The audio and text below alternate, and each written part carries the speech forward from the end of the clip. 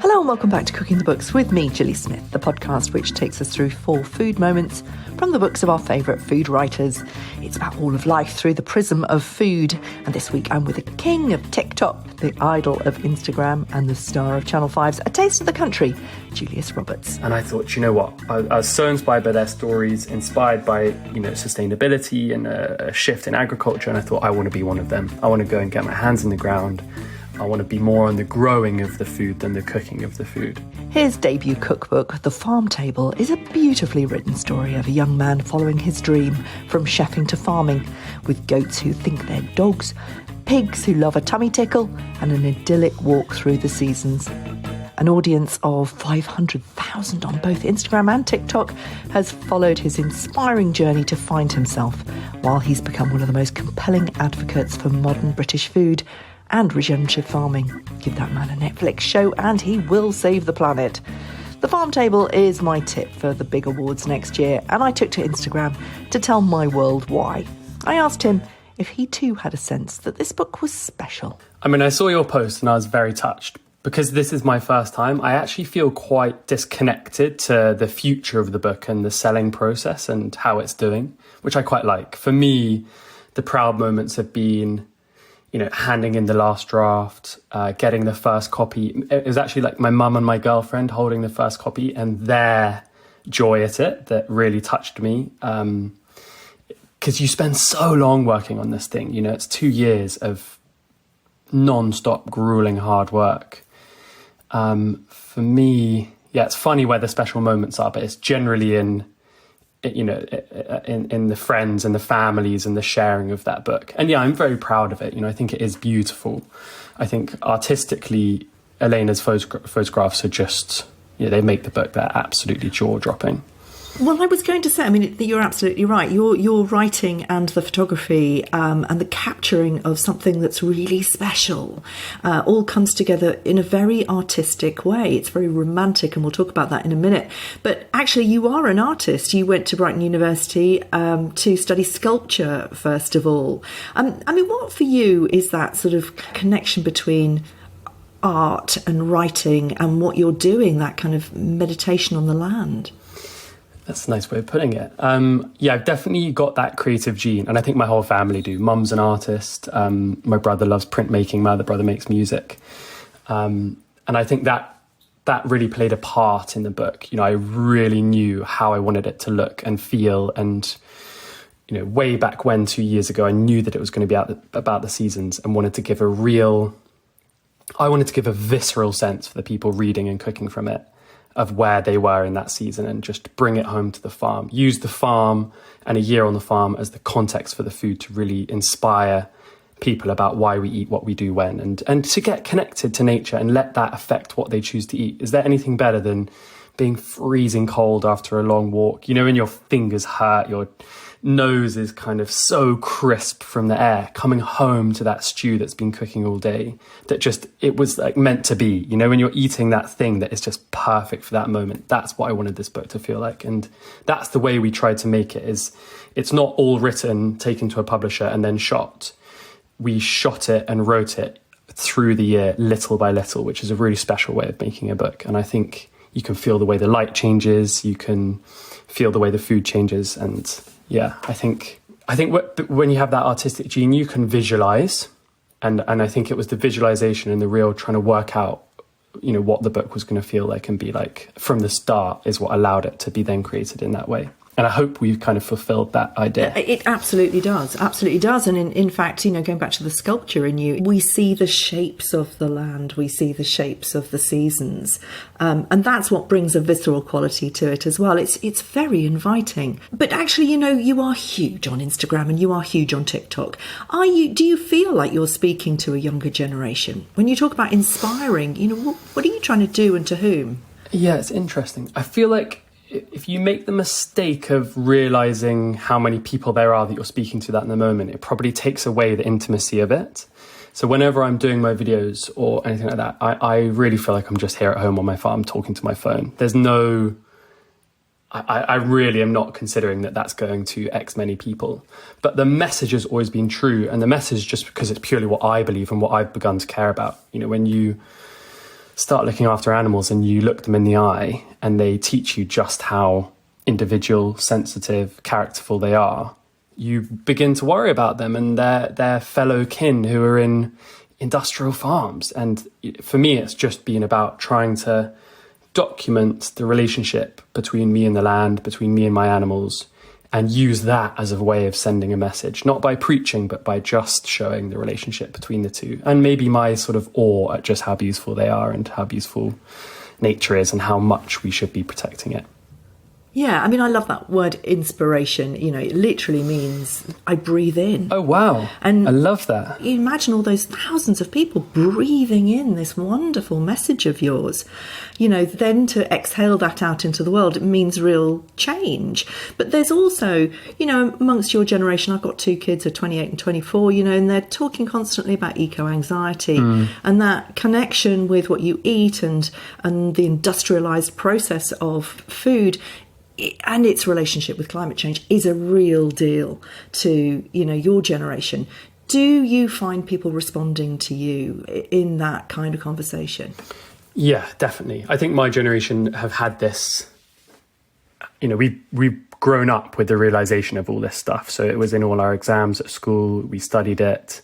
For us, it's just like 100% fact. There's no argument about what's going on. We are all worried and all care and all trying to work out how we can affect change and, you know, what we can do to be better. I think the big thing is hope. It can all get a bit, we're doomed, can't it? So for me, it's always been like, there is hope. We can do it. How do we do it? What small things can you do in your own lives to affect change? And I think people really do talk about it. I think people are also amazingly unconscious about it when they want to be. And that's the stuff I'd love to change. You know, that late night fried chicken sesh, you know, things like that, I think I'd love to see the end of. But, you know, I remain hopeful. And I think my generation have got a lot of drive to fix what's going on. And anxiety is no bad thing because we should be worried too. You know, if you can use that to fuel change and let it inspire you, then I think all the better. Absolutely. I mean, I read a fantastic book by Charlie Herzog Young on my holiday this summer, and he's a 30-year-old man who used his eco-anxiety to turn it into activism, and hope is one of the biggest forms of activism. And your book is absolutely full of hope. Let's go into your story. You were at Brighton University, you went to London, you started waiting, your mother was trying to get you into the restaurant industry. You went to Noble Rot and you went from pot washer to chef. How did that happen? Yeah, so it's interesting. The place where I worked before Noble Rot, me and the manager there got on really well, and it was one of those restaurants that was just doomed to fail. It's just down the road from where I grew up, and I think it had 11 changes in 7 years or something.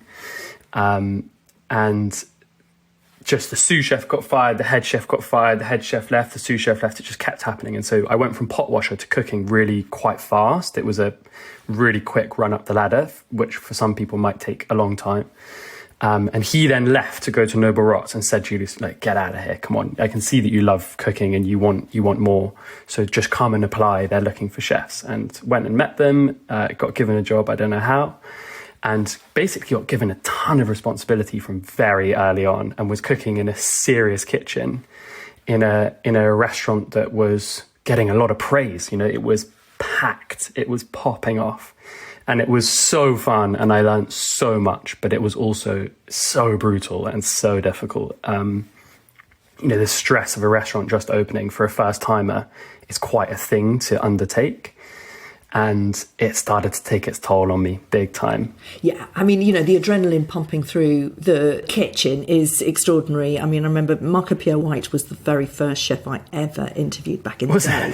Yeah, you know, when he was still at Harvey's. And I'm sure he's seen it all. He was just telling me about, you know, what it was like for a young man. I mean, you know, you're pumping at 2:00 in the morning. You're not going to go to sleep. You know, you get into all sorts of stuff, and it really, really does take its toll. Did it feel like you really needed to get your hands muddy? Yeah, I think so. I think it was like I wanted to be outside. You know, I'd spent 2 years working in windowless basement kitchens in the heat and the fumes and the stress and the intensity. And every morning these producers would come in. My head chef was a relentless hunter for good supplies. That is the key to food, is you've got to start with quality ingredients. And these producers would turn up each morning and try and sell him their story. You know, we grew this beef by, and we'd be hearing about regenerative farming, you know, soil health and all these interesting ways they were growing tomatoes, whatever it might be.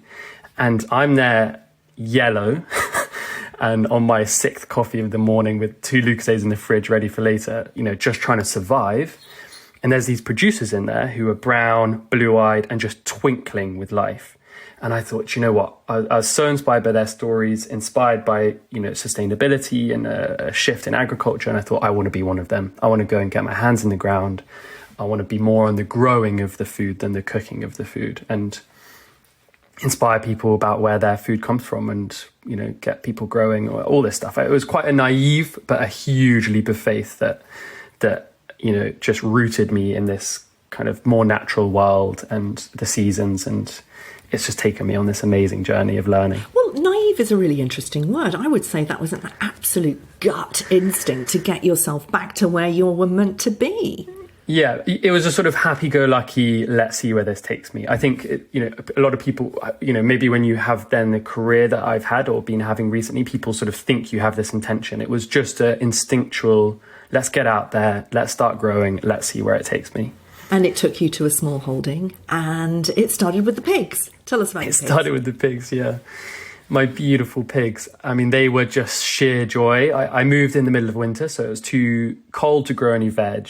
Chickens didn't feel like enough of a commitment. You know, everyone keeps chickens, but pigs felt like a real seismic thing to do. And you have to keep pigs for quite a long time. So I thought it would keep me rooted. I'd have to commit to the 2 years that I had these pigs. And, you know, by then I'd know if it's what I wanted to do. Because at the beginning, you know, my friends would be like, what are you doing? This is crazy.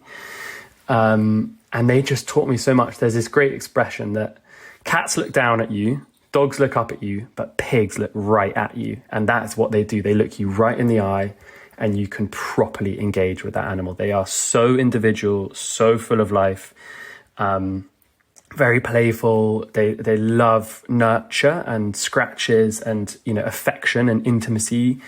You know, they want your attention, and they'd play with my dogs. They'd chase them around the pen in circles. They lived in the woods under a load of oak trees and just spent their life digging for acorns and like playing in the muck. They had a stream to drink from. It was paradise, and they just taught me so much. You know, I just totally fell for those pigs and was shocked at just how much there was. I feel like, you know, the modern world of meat is a bit of a, like, behind the curtains, isn't it? We don't really get allowed to understand just how intelligent and special these animals are, because it makes eating meat easy and what happens to them easy. And for me, it was this like, oh my gosh, I'm like totally in love with these pigs. I've got to kill them one day, which is just a brutal thing to be looking down the barrel of. Not only that, I've got to do it with an audience because people are watching me online. And also, you know, there's a huge part of me that doesn't want to do it. And that's what I started to share, was show people just how great they were and my relationship with them, to start making them realize, like, oh my gosh, these are not just like food, these are animals with minds.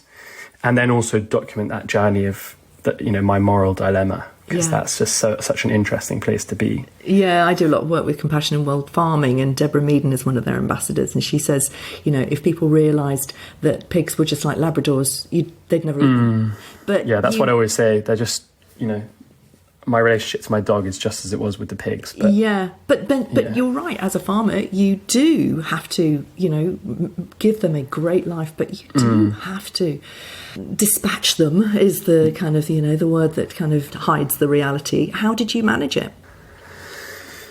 Well, I sort of dug very deep. I suppose I thought that, look, if I can't take these animals to the abattoir, I shouldn't be eating meat at all. You know, they have lived an impeccable life. I couldn't have done better for them. And, you know, and yes, it should be hard. That's what it's taught me, is eating meat should be hard. But my thought was, like, I can't just do the easy route and get my meat from the supermarket every time, or the butcher. You know, if I can't take these pigs in, how could I take a pig that's lived a worse life? So that was my decision. It was, I think there's this subjective question whether you or not you want to eat meat. And for me, I think there is a way that we can, if they've lived a really good life. And if you value their life. Yeah, exactly. And then if you then make the most of it, I think if you eat small quantities, you respect it and it has a good life, I think it's okay. But what's objectively just not on is these animals living miserable lives for us to eat, meat twice, 3 times a day with just no respect, just no thought whatsoever. And that's where it's come to, I've come to, is that most of my days, I'm vegetarian. And I eat occasional meat and it's damn good quality. I know exactly where it's come from and that it's had a good life. Yeah. And that's my side of the argument. I get quite a lot of flack from veggies and vegans because people get very confronted by me and my farm. And, I think I show just how beautiful these animals are, and they see that and they can't quite comprehend how I can then eat them. And for me, it's that I think it's a lot easier to change the minds of meat eaters to eating better meat than it is to persuade people to just stop eating meat. Meat eating in our little bubble, it feels like vegetarian veganism is on the rise, but in the wild, it's not at all. Meat eating is going up. Exactly, massively. and it also supports the right kind of farming, the regenerative farming. It makes people think more deeply about where they can get their meat from when they're going to restaurants as well. I think that the more vegans, the more vegetarians in the world, the better. That's absolutely great. Agree. Well, a part of me thinks they're sort of lost to the cause in a way. If all of them just ate a little bit of meat and got the really good stuff, we'd be encouraging the meat industry to change. That's what I want. Animals can be an amazing part of the environment, and my animals here on the farm, they boost nature. The bugs, the flies, everything thrives because of their existence. The grasses, the wildflowers. It's all about soil health, absolutely. Eating the whole animal is a huge part of that philosophy, and your first food moment is chicken liver toast. Offal, tell me about offal. Yeah, so my granny was Dutch and had that very European attitude towards food. It was just the centre of her life. She had this little diary with a rectangle inside it on the page. And every single dinner party or lunch party she cooked for her friends, she wrote down who sat where, what they wore, what they ate, what she cooked, what it cost, what went wrong, what went right. If, Mrs. Doris was wearing too short a skirt, there's all these hysterical comments in there. She was just so foodie, and it was part of her soul. And we spent every single Christmas, Easter, bank holiday, you name it, up at hers in the countryside. And, she'd take me foraging for mushrooms. We'd make elderflower cordial. And I was just so inspired by her. She cooked on an Arga, an old style stove.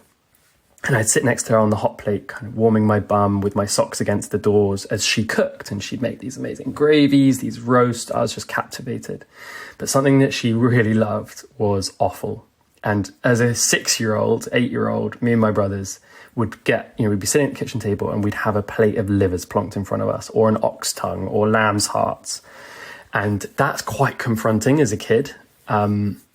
She was also old school, she was super strict. There was no way you were leaving that table until your plate was clean.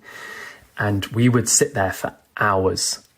She'd be doing the crossword just kind of with this knowing grin of, I'm doing the right thing here. And, I think she kind of loved watching us squirm too. And she'd just sit there. I was quite good at just wolfing it down. My 2 younger brothers they'd be there for hours, the whole day. Battling her of these sort of stubborn wills. But what it taught me was that actually, you can learn to love anything. And I learned to really love her livers. She'd do these cumin spice livers, sometimes on toast, sometimes in pittas with a kind of tzatziki or whatever it was.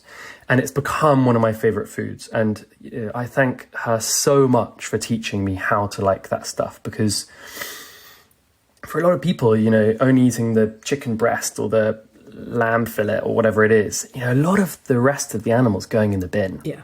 And that's really, really sad, and it's really good for you. It is delicious. You just got to learn. I used to hate anchovies, but now they're one of my favourite ingredients in the world. We should all just be, I think it just should be part of our diet. Like it is in Europe, like it is in the Middle East, everywhere around the world, really, apart from some Western countries. Yeah, it really feels, looking through your recipes, it feels like a capturing very much of British food, now. Yeah. So you've got that homage to your Dutch granny with her chicken livers and the kind of the honour of the animal, straight into, your homemade pasta. All of these recipes feel like this wonderful kind of melting pot that British food is. You're bringing all these wonderful influences. You're not stubborn about, like the Italians and the French and the Spanish are, about their traditions. We have this wonderful unstable food culture here where we just bring it all in. Yeah, we love that. We'll have that now. Does it feel like that to you? Yeah, I suppose so. I mean, I feel like the book is just a food that comes from my family's kitchen. We're a family who loves food. We all cook, and this is just the kind of thing we make each other. It's very humble home cooking, with pride, and with ingredients that we love and that we've grown, and with attitudes that we, really believe in and value. I firmly believe that Britain is a part of Europe, and I love our neighbours and their food. And so, of course, I use the ingredients and the techniques and all these things that I've learned from them, and try and show off British food as just, as good as some of the food in Europe. We get laughed at, but I think, we do have amazing cuisine here. And, thank you to the Jeremy Lees, the Fergus Hendersons, the Margaux, the legends that came before me. And I hope I'm just adding to that mix of lovely British recipes.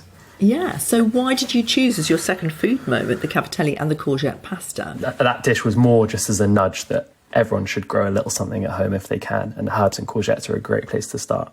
Courgette is this kind of unkillable plant that is so generous and will give you so many courgettes to eat across the season with no effort whatsoever. And then herbs are just, for me, one of my favourite things to add into my dishes. I think they add a lovely pop of colour, a lovely element of flavour, and also they're so easy to grow. Plant some mint in your garden, some tarragon, and it will take over. They fill in the nooks and crannies so well. They all flower, all season and provide amazing food for the pollinators. And also this cavatelli thing is a type of pasta made with just flour and water. So it's not got egg in. You don't have to use a fancy machine. You just have the dough. This is the poor people's pasta. Exactly. It's Italian povera cuisine from the southern part of Italy, where you wouldn't waste an egg in some pasta. You just use water and flour. And what I love about it is that you just put the dough on the middle of the table with a wet tea towel on top of it. I've got my brother on my left, a friend on the right, clustered around our ball of dough.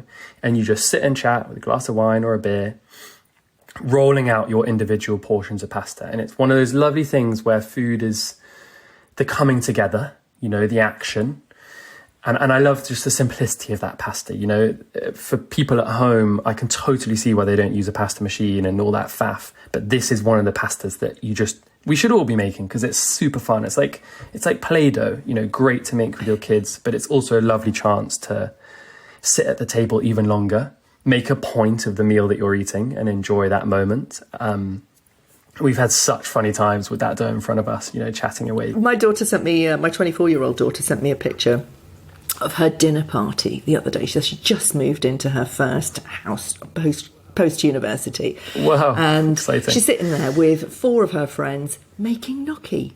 That's what they do. No way, great. Yeah, I love that. You do make it sound terribly easy and terribly idyllic, goats in and out of your house thinking they're dogs, and the pigs and the fishing in the summer. Your third food moment is the sardine pan con tomate. Very much Dorset, you and your mates. Tell me about this moment. So we live on the sea down here, just near the coast. And at this time of year, actually, and late summer and autumn, essentially, the mackerel come in, and from the cliffs you can literally see these shoals of mackerel shimmering in the water. And what they are doing is chasing the whitebait. And on certain days when the tide is right, you go down to the sea and the whitebait will just be crashing against the beach, escaping these shoals of mackerel who are fizzing in the water. They're literally right there. I've been down there with shepherds fishing for mackerel while their sheepdogs run up and down eating the whitebait off the shore, by the thousands. It's crazy. And with a few feathers on a rod, you can catch 30, 40 mackerel on a good night. And my brother and I will go down, we'll just fish till we were like, right, this is enough, because that means a lot of gutting when you get home.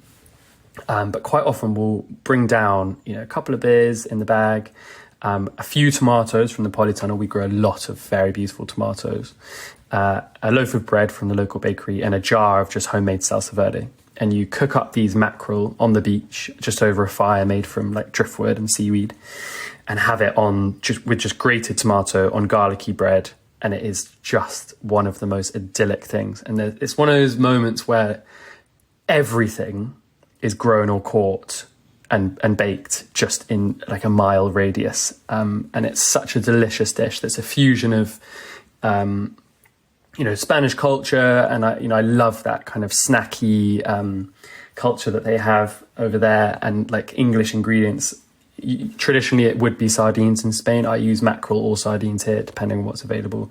And it's just so good. It's just so good. And it's such a happy little food memory. There's nothing better for me than being out there in the evening, the sun setting, fishing away. The whole beach will just be dotted with men with their rods, and families playing while fish are being caught, and the smells, the barbecues. It's just so great. You see, that's what I mean by this sort of snapshot of British food. It is very, very simple what you write about and what you cook and what you do. But it's telling that story that's so important. It's kind of reminding us what's really under our noses. Is that kind of the point? I suppose so. It's like, how lucky am I to be able to go and do that? But it is under all of our noses. Anyone can cook that dish. It's not hard to fry a piece of mackerel and chuck it on grated tomato toast. But the joy you'll get from it is just so great. And, if you can get out there on the sea and fish away to do it, all the better. Maybe also, I quite loved it, like sardines and mackerel are slightly underloved fish, which is a shame because they're one of our most populous fish, compared to the big five whose populations are being decimated. There's a lot of mackerel and sardines out there. They're very good for you. And if you can get them fresh, I think it's the best fish there is. So it's just trying to gently touch on those things, I suppose. Your fourth food moment is hilarious, really. It took a restaurant like Noble Rot to teach you how to make bread and butter. Yeah. Why did you choose that? Well, I suppose now making bread and butter has become just a second instinct to me. But before I worked in food, I would have never have made a mayonnaise or a thing like that. And I think this is just a nice way of showing people it is just that easy if you just do it. And it's also just to remember the times. I turned up in the morning at Noble every single day and baked bread. That was my first job. I made bread at lunch, bread in the morning, and bread in the evening for the next day. And our bread plate was lauded across London. We had amazing focaccia, we had a soda bread, and we had sourdough from Coombshead Farm, and it was just epic. We used to whip butter from French creme fraiche, so it had this acidity and saltiness to it. It was so good. And this is just a nod back to those days and what it taught me and what it instilled in me, to start wanting to make all these things myself. But my twist is this: with tomatoes from our polytunnel, which we have a glut of in autumn. We never know what to do with all our tomatoes.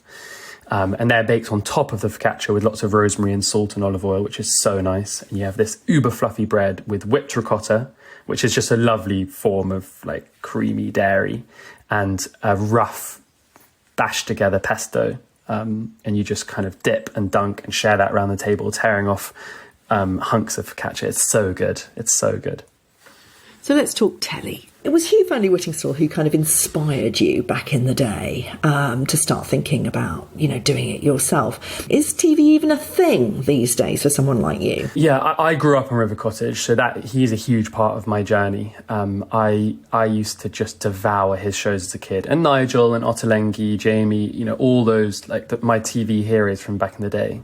They inspired me, along with my granny, this want to cook food. And I used to have their cookbooks on my bedside table, and I'd read them late into the night. And I just think that in a time where the way we eat is becoming more and more important and more critical to our survival, shows like that should be on TV, and they're just not really. They're not in the same way that they were. It was classic TV back in the day, but it's not anymore. And so, yeah, I am chomping at the bit to do another show. But your people, the people who watch you on TikTok, they don't watch telly anymore. My kids don't watch telly. I think so. I don't watch TV either. We don't have TV. But if I hear that a great show is on, I will go and stream that on BBC iPlayer or whatever it might be. I think if I as a kid devoured that kind of stuff, I don't see why, my generation and a bit younger wouldn't still devour it now. And people, ask for it and want it. Chef's Table was a massive hit. I devoured that show on Netflix. I think the appetite really is there. Also, what's nice about what I could do is a bit more of a it'd be a lot about nature and the land and learning the seasons and, my trials and tribulations of being a first gen farmer and all the stuff that hits me with along the way. Yeah, all wrapped up with the eco-anxiety and the hope that you need to give at this time of enormous change. So many people never get a chance to see these animals. For me, one of the most touching moments is when you watch a lamb being born and you watch these mothers' instincts as they tentatively turn around to their lamb that's been, really difficult to give birth to, and they lick it for the first time, they nudge it, waiting to hear the first splutter. The instant connection of those two together, the beauty of just how sensitive they are, it's so like us. And I think, if people... Some of the things that have happened to me here have changed my life. They've been such poignant lessons into the natural world. And I think anyone watching that would be blown away because it is just mind-blowing. And also the joy of, I've had it where those lambs are stuck and I've had to go and rescue it. And without knowing what on earth I'm doing, cover my arms in animal lube and go in there and pull out a stuck lamb, untangling its legs, unwrapping its head. And, to watch... Yeah, I think if people were to watch that, they would be just captivated. So I think the appetite is there, and it shows a lot of hope, and it shows just how beautiful the natural world is and how lucky we are to be part of it, which we often forget. Thanks for listening. Please do go to Apple Podcasts to rate and review Cooking the Books. And then head over to my Substack where you'll find much more from Julius. Just click on the link in the show notes. And I'll see you next week.